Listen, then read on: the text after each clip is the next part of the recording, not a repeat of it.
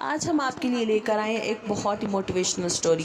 तो अगर आप अपनी ज़िंदगी में कुछ करना चाहते हैं और मोटिवेट होना चाहते हैं तो आपको ये स्टोरी ज़रूर सुननी चाहिए। ये होमा हिंगम की ज़िंदगी की सच्ची कहानी है। We are presenting October sky. कहानी की शुरुआत में एक छोटा सा शहर दिखाया जाता है जो कि कोलवुड के नाम से मशहूर है। यहाँ पे कोयले की बहुत बड़ी बड़ी कानें हैं, इसीलिए इसको कोलवुड का नाम दिया गया।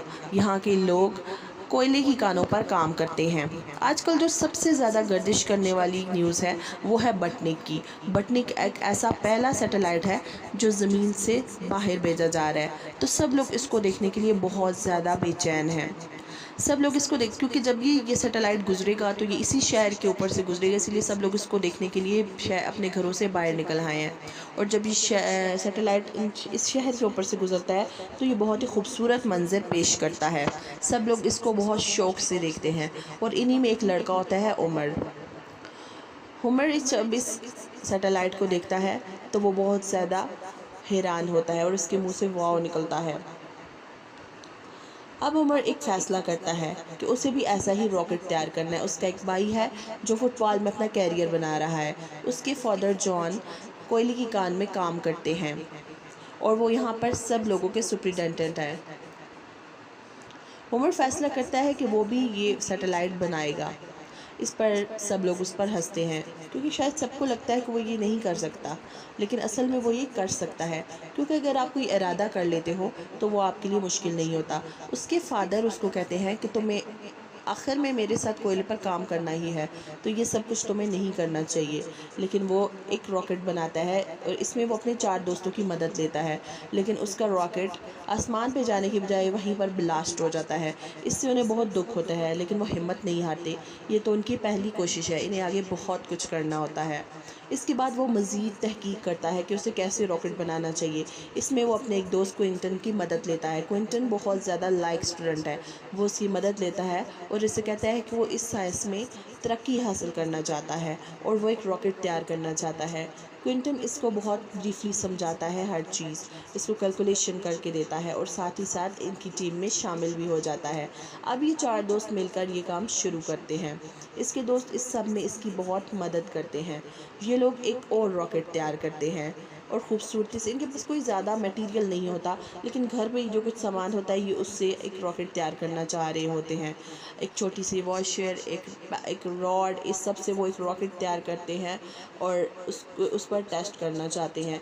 अपना ये तैयार करने के बाद ये रॉकेट लेकर वो स्कूल जाते हैं और स्कूल जाने के बाद ताकि वो अपने स्टूडेंट्स को दिखा सकें कि वो क्या करना चाह रहे हैं, और इसके लिए उनके पास कोई बड़ी मशीन नहीं होती जिसके साथ वो ये सब तैयार करें। इसमें अपने फादर की ऑफिस जाते हैं और वहाँ पर एक शख्स से मिलते हैं जो कि उनकी हेल्प कर सकता है। वो इनको एक रॉड तैयार करके देता है और इसका ढांचा तैयार करके देता है रॉकेट का। और इसको लेकर जब वो स्कूल जाते हैं तो इनके प्रिंसिपल आ जाते हैं, क्योंकि ऐसे इक्विपमेंट स्कूल में अलाउ नहीं होते, इस वजह से वो उनसे ये रॉकेट का ढांचा ले लेते हैं। इसी दौरान वहाँ पर मिस मैरलिन आ जाती हैं। मिस मैरलिन प्रिंसिपल से कहती हैं कि साइंस फ़न फेयर के लिए मैंने ख़ुद इनसे ये मंगवाया था और ये उसमें इसको यूज़ करेंगे। ये सब देखकर प्रिंसिपल उनको वो रॉकेट वापस कर देते हैं। हालांकि किसी भी फ़न फेयर के बारे में अभी तक इन चारों दोस्तों को नहीं पता होता। ये अपनी मैम से पूछते हैं कि ये फ़न फेयर क्या है, तो इनकी मैम मैरलिन इनको बताती हैं कि ये एक फ़न फेयर है जिसमें सब स्टूडेंट पार्टिसिपेट करेंगे और जो जीतेगा उसको कॉलेज की स्कॉलरशिप भी मिलेगी, लेकिन तुम इसमें हिस्सा नहीं ले सकते क्योंकि तुम मैथ को शौक़ से नहीं पढ़ते और तुम मैथ में इतना ज़्यादा इंटरेस्ट नहीं लेते।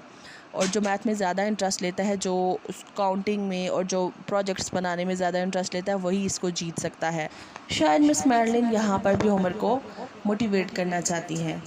अब ये एक और रॉकेट तैयार करते हैं और इस पर टेस्ट करते हैं। ये इनका दूसरा रॉकेट है, लेकिन ये सीधा ऊपर आसमान की तरफ जाने के बजाय ज़मीन पर दोबारा वापस आ जाता है और बहुत से लोग ज़ख्मी होने से बच जाते हैं। अब ये रॉकेट उमर के फादर की ऑफ़िस में चला जाता है। यहाँ पर इसके ऑफ़िस में बहुत से लोग बैठे हुए होते हैं। उमर के फादर अपने बेटे को ऑफ़िस में के सामने बुलाते हैं और बहुत ज़्यादा बुरा भला कहते हैं और उसकी इंसल्ट करते हैं। और जब घर आते हैं तो उमर से कहते हैं कि तुम ये सब गलत कर रही हो। उमर अपने बेसमेंट में जाता है जहाँ पर वो अपने रॉकेट का सामान रखता है, लेकिन वहाँ पर कुछ भी नहीं होता। जब वो अपने फादर से पूछता है तो वो उससे कहते हैं कि वो सब कुछ बाहर है। वो बाहर चला जाता है और अपना सारा सामान वहाँ से उठाता है। होमर के फादर उससे कहते हैं कि तुम कोल प्रॉपर्टी में ये सब नहीं कर सकते, कोई भी एक्सपेरिमेंट नहीं कर सकते, इसलिए इसके दोस्त इसका साथ देने से इनकार कर देते हैं। तो वो उनको बहुत पहले करता है कोशिश कि वो उसका साथ दे, लेकिन जब वो नहीं मानते तो वो अकेला ही ये सब करने निकल जाता है, क्योंकि यहाँ से 8 मील दूर ऐसी जगह है जहाँ पर कोल प्रॉपर्टी नहीं है और वहाँ पर ये काम कर सकते हैं। तो वो अपना सारा सामान उठाकर वहाँ उस तरफ चला जाता है। 8 मील दूर जब वो उस जगह पर पहुँचता है तो देखता है कि उसके सब दोस्त भी वहाँ पर आ जाते हैं और वो एक बार फिर सब मिलकर ये काम शुरू कर देते हैं। जब वो अपनी मंजिल पर पहुँचते हैं तो उसके लिए उन्हें वो जगह बहुत पसंद आती है और वहाँ पर वो अपनी मदद आप के तहत एक छोटी सी वर्कशॉप बनाते हैं। इधर उधर से छोटी छोटी चीज़ें चोरी करके वो वर्कशॉप बनाते हैं। जब उनकी वर्कशॉप तैयार हो जाती है तो वो बहुत ज़्यादा खुश होते हैं। अब आहिस्ता आहिस्ता लोग उनका मजाक उड़ाने लगते हैं। उन्हें लगता है कि वो शायद कभी भी रॉकेट नहीं बना सकेंगे। उनके दोस्त भी उनको सपोर्ट नहीं करते बल्कि उनका मजाक उड़ाते हैं। लेकिन उमर को यकीन होता है कि वो एक दिन ये रॉकेट ज़रूर बनाएगा और एक दिन उसकी पहचान इसी रॉकेट से बनेगी।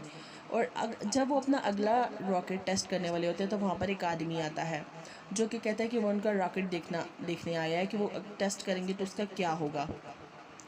अब वो अपना रॉकेट टेस्ट करते हैं लेकिन वो रॉकेट भी फेल हो जाता है और आसमान पे जाने की बजाय वो इस शख्स की तरफ आ जाता है। अब वो सब बिल्कुल भी नाराज़ नहीं होते क्योंकि वो हिम्मत नहीं आते। वो बंदा उनको बताता है कि तुम लोगों का मटेरियल अच्छा नहीं है, अगर तुम अच्छा मटेरियल इस्तेमाल करोगे तो इसमें तुम्हारी मदद हो सकती है। अब इनके पास इतने ज़्यादा पैसे नहीं होते कि वो इसके लिए अच्छा मटेरियल इस्तेमाल करें, तो इसके लिए वो एक रेलवे ट्रैक पर जाते हैं जहाँ पर कभी भी रेल का गुज़र नहीं होता और वो बहुत अरसे से बंद होती हैं। यहाँ से वो एक रेल की पटरी का बड़ा टुकड़ा चोरी कर लेते हैं और उसको बेचकर पैसे हासिल करते हैं ताकि वो अच्छा मटेरियल का रॉकेट तैयार करवा सकें। ये सब लेकर वो उसी बंदे के पास जाते हैं और वो उनको एक अच्छा मटेरियल का रॉड बना कर देता है जिससे वो अपना रॉकेट तैयार कर सकें। वो इनको एक रॉकेट का ढांचा जब बना कर देता है तो और इसे साथ में उन्हें काफ़ी ब्रीफली समझाता है, लेकिन उनका ये एक्सपेरिमेंट भी फेल हो जाता है। इससे वो काफ़ी मायूस होते हैं लेकिन हिम्मत फिर भी नहीं हारते। बहुत ज़्यादा बार कोशिश करने पर भी उनका रॉकेट सही से नहीं आसमान की तरफ जाता। हर बार वो नीचे ज़मीन की तरफ आ जाता है। हालांकि वो काफ़ी कोशिश कर रहे होते हैं और अपनी हिम्मत नहीं हारना चाह रहे होते। अब वो एक नए किस्म का केमिकल तैयार करते हैं और उस रॉकेट को उड़ाने के लिए दोबारा से कोशिश करते हैं। इस केमिकल को जब वो टेस्ट करने के लिए आते हैं तो यहाँ पर बहुत से लोग जमा होते हैं जिनमें उनकी टीचर मिस मैडलिन भी होती है और इनके सब दोस्त भी होते हैं। आज इनको बहुत ज़्यादा खुशी होती है कि वो उनके दोस्त उनके साथ है और उनका ये एक्सपेरिमेंट पास हो जाता है। रॉकेट सीधा आसमान की बुलंदियों को छूता है। सब वहाँ पर जितने भी लोग हैं वो बहुत ज़्यादा खुश होते हैं और अपनी खुशी का इजहार करते हैं। ये इनके लिए बहुत बड़ा मौका होता है क्योंकि आज उनका पहला टेस्ट पास हो गया था और वो बहुत ज़्यादा फेमस भी हो जाते हैं। लेकिन इनकी ये खुशी बस थोड़े ही दिन के लिए होती है क्योंकि इनके स्कूल में एक बार पुलिस आ जाती है और इनसे कहती है कि इनके रॉकेट की वजह से जंगलों में आग लग गई है और इनकी वजह से बहुत बड़ा नुकसान हो गया है। इस सब पे मिस मैडलिन और बाकी लोग बहुत परेशान होते हैं क्योंकि ये नाबालिग हैं, इसलिए इनको कोई सज़ा नहीं दी जाती और इनके फादर इन चारों को छुड़ा कर ले आते हैं। अब इसके फादर इनसे कहते हैं कि तुम ये सब क्यों कर रहे हो, तुम्हें ये सब नहीं करना चाहिए, आखिर को तुम्हें मेरे साथ कोयल में ही काम करना है। लेकिन कभी भी उमर ऐसा नहीं करना चाहता। अब वो अपनी वर्कशॉप को आग लगा देते हैं जो उन्होंने अपने हाथों से बनाई है और ये इनके लिए बहुत बुरा वक्त होता है। इनको बहुत अफसोस होता है ये सब करते हुए। इसके बाद उमर के फादर की कोल माइन में एक एक्सीडेंट हो जाता है जिसमें एक बंदे की मृत्यु हो जाती है। साथ ही साथ उमर के फादर बहुत ज़्यादा ज़ख्मी हो जाते हैं। अब ना चाहते हुए भी उमर को उस कोल में काम करना पड़ता है। अब वो कोल माइन में काम कर रहा होता है। इसका भाई करना चाहता है लेकिन उसको नहीं करने देता क्योंकि वो अपना फुटबॉल में कैरियर बना चुका होता है और उसको वहाँ से स्पॉन्सरशिप भी मिल चुकी होती है। अब उस कोल माइन में काम करने लगता है। उसके फादर की हालत दिन ब दिन अच्छी होती जा रही होती है, वो बेहतरी की तरफ जा रहे होते हैं और वो बहुत खुश होते हैं कि उनका बेटा कोल में काम कर रहा है और वो कोयले की कानों में उनका हाथ बटाना चाहता है। अब उमर की माँ उसको कहती है कि अब उसे स्कूल जाना चाहिए क्योंकि उसके फादर ठीक हो चुके हैं, लेकिन उमर अब स्कूल नहीं जाना चाहता। अब वो यहीं पर काम करना चाहता है। एक दिन जब वो कोयले की कान से काम करके वापस आता है तो उसकी वालदा उसको उसकी मैम मैडलिन के बारे में बताती हैं। वो कहती हैं कि मैम मैडलिन की हालत अच्छी नहीं है, उनको कैंसर की बीमारी है। वो मैम मैडलिन से मिलने जाता है और इस सब को सुनकर बहुत अफसरदा होता है। मैम मैडलिन इसको बहुत अच्छे से बुलाती हैं और इसको कहती हैं कि मुझे लगता था कि तुम रॉकेट बना लोगे और तुम ये साइंस का जो प्रोजेक्ट है इसको भी जीत लोगे, लेकिन इंसान को वही करना चाहिए जो उसका दिल कहता है। लोग बेशक जो भी कहें, लेकिन अगर इंसान का दिल कहता है कि वो कर सकता है तो उसे करना चाहिए। ये सारी बातें सुनकर मैं उमर काफ़ी मोटिवेट होता है। वो एक बार फिर से मोटिवेट होता है और एक बार फिर से सोचता है कि उसे फिर से रॉकेट तैयार करना चाहिए। उसकी मैम मैडलिन उसकी दिमागी ग्रूमिंग करती हैं और उसको बताती हैं कि वो ये कर सकता है। ये सब सोचते हुए वो फिर से अपने रॉकेट के लिए तैयारी शुरू करता है। वो वही बुक पढ़ता है जो उसको मैम मैडलिन ने दी है और ये सब रॉकेट साइंस के बारे में होती है। अपनी कान पे काम करने के बाद वो ये सब कर सकता था, लेकिन वो कान पे काम करना छोड़ देता है और अपने दोस्त क्वेंटिन के पास जाता है और अब वो कैलकुलेशन शुरू करता है और वो देखना चाहता है कि जो रॉकेट इसने फेंका था आखिर वो कहाँ पर गया, क्योंकि उसका एक हिस्सा नहीं बचा हुआ, ऐसा नहीं मिला था। वो इसको ढूंढने के लिए पूरी कैलकुलेशन करते हैं और इस सब में क्विंटन उसकी मदद करता है और उन्हें पता चल जाता है कि उनका रॉकेट का बचा हुआ ऐसा कहाँ पर मिलेगा। वो उनको पानी में मिलता है, मतलब वो जो आग लगी थी वो इनके रॉकेट से नहीं लगी थी। अब इस सब को प्रूफ करना था और सबको बताना था। अब होमर अपनी क्लास में आता है और अपने प्रिंसिपल को बताता है कि वो जो आग लगी थी वो हमारे रॉकेट की वजह से नहीं लगी थी, लेकिन इसकी बात कोई नहीं मानता। अपनी बात को साबित करने के लिए और अपनी बात को मनवाने के लिए अब वो पूरी कैलकुलेशन करके बताता है कि कैसे उसका रॉकेट किस बुलंदी पर गया और वहाँ से किस स्पीड में वापस आया और उसे कहाँ पर होना चाहिए था और वो उन्हें कहाँ पर मिला। ये सब कुछ देखकर सब उसकी बात मान जाते हैं और उसके टीचर उसको कहते हैं कि तुम्हें साइंस प्रोजेक्ट में फ़न फेयर में हिस्सा लेना चाहिए। अब वो और ज़्यादा कोशिश से एक रॉकेट तैयार करते हैं क्योंकि उन्हें साइंस की फ़न फेयर में हिस्सा लेना था। अब बेसमेंट में जब वो काम कर रहा था तो उसके फादर आते हैं और उसको दोस्तों को वापस भेज देते हैं और उनसे कहते हैं कि तुम्हें तुम्हें आखिर कोयल में ही काम करना है, उन्हीं कोयले की कानों में तुम्हें काम करना है जहाँ पर मैं कर रहा हूँ।